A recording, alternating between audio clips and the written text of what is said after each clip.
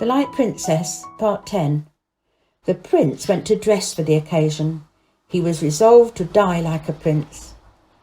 When the princess heard that a man had offered to die for her, she was so transported that she jumped off the bed, feeble as she was, and danced about the room for joy. She did not care who the man was, that was nothing to her. The whole wanted stopping, and if only a man would do, why, take one. In an hour or two everything was ready. Her maid dressed her in haste, and they carried her to the side of the lake. When she saw it, she shrieked, and she covered her face with her hands. They bore her across to the stone, where they had already placed a little boat for her. The water was not deep enough to float it, but they hoped it would be before long.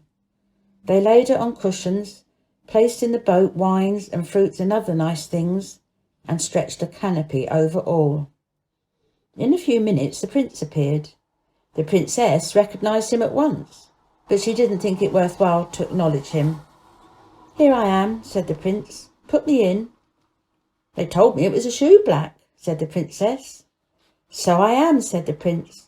"I blacked your little boots 3 times a day, because they were all I could get of you. Put me in." The courtiers did not resent his bluntness, except by saying to each other that he was taking it out in impudence. But how was he to be put in? The golden plate contained no instructions on this point. The prince looked at the hole and saw but one way. He put both his legs into it, sitting on the stone and stooping forward, covered the corner that remained open with his 2 hands. In this uncomfortable position he resolved to abide his fate, and turning to the people he said, "Now you can go." The king had already gone home to dinner. "Now you can go," repeated the princess after him like a parrot. The people obeyed her and went. Presently a little wave flowed over the stone and wetted one of the prince's knees. He didn't mind it much.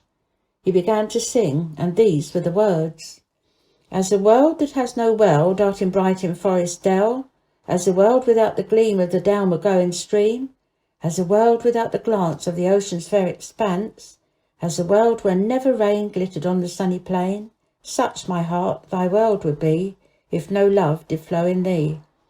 As a world without the sound of rivulets underground, or the bubbling of the spring out of darkness wandering, or the mighty rush and flowing of the rivers downward going, or the music showers that drop on the outspread beach's top, or the ocean's mighty voice when his lifted waves rejoice, such, my soul, thy world would be, if no love did sing in thee. Lady, keep thy world's delight, keep the waters in thy sight. Love hath made me strong to go for thy sake to realms below, where the waters shine and hum through the darkness never come. Let, I pray, one thought of me spring a little well in thee, lest thy loveless soul be found like a dry and thirsty ground." "Sing again, prince, it makes it less tedious," said the princess. But the prince was too much overcome to sing any more, and a long pause followed. "This is very kind of you, prince," said the princess at last, quite coolly, as she lay in the boat with her eyes shut. "I'm sorry I can't return the compliment," thought the prince, "but you are worth dying for after all."